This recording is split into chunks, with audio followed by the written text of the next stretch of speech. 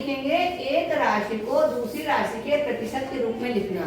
ठीक है, यहाँ पे हमें राशियां दी हुई हैं, जैसे कि 5 का 3% निकालना है कि कितना होगा, और 1000 का 250 कितने प्रतिशत है ये पता करना है ना। और इसमें 5 में 3 कितने प्रतिशत है, प्रतिशत पता नहीं, निकालना है कि 5 का जो 3 है वो कितना प्रतिशत है।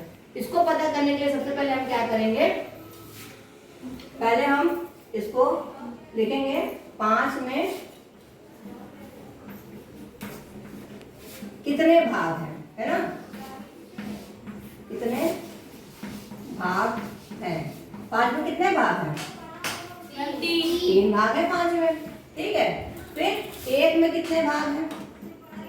जब हम लोग एडिट करते थे तो लोग इसी तरह तो करते थे कि ज्यादा का पता होता था, कम का निकालते थे, 1 का निकालते थे, फिर ज्यादा का निकालते थे। इसी तरह करना है। 5 में 3 भाग है तो हमने 1 में भाग कितने होंगे, 3/5, यानी कि हम इसको भाग कर देंगे, 5 से 3 को भाग कर देंगे, ये हमारे पास 1 का आ गया। फिर जब हम प्रतिशत निकालते हैं तो प्रतिशत में हम कितना देखते हैं, 100 होता है ना। तो हमने 1 का निकाला, अब हम देखेंगे कि 100 में कितने भाग हैं।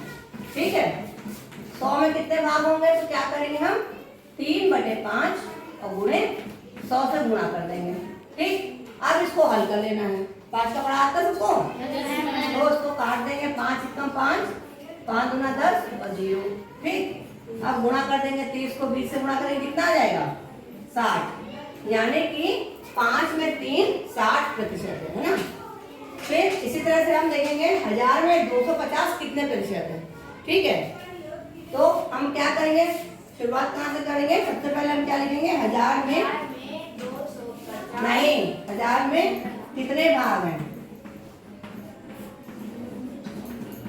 बताइए, कितने हैं, 1000 में भाग कुल में 250 लिखेंगे। ठीक है, फिर 1 में कितना भाग है, क्या करेंगे, 250/1000, ये समझ में आ गया ना, कोई दिक्कत इतना करने में। फिर 100 में कितने भाग होंगे, क्या करोगे, 1 में भाग मालूम है तो 100 से गुणा कर देंगे ना 100 के भाग जानने के लिए।